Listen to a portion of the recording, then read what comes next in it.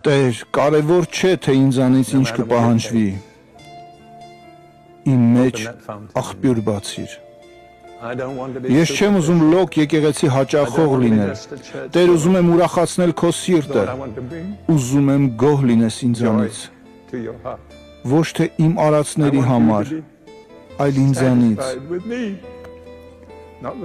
Ուզում եմ խորը հարաբերություն ունենալ քեզ հետ։ I want to share fellowship with you in the deep places.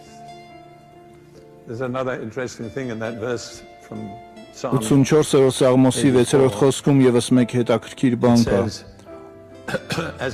Ով արտասուքի հովտից անցնելով ջրհորի է վերածում այն, անձրևն էլ ավազաններն է լցնում։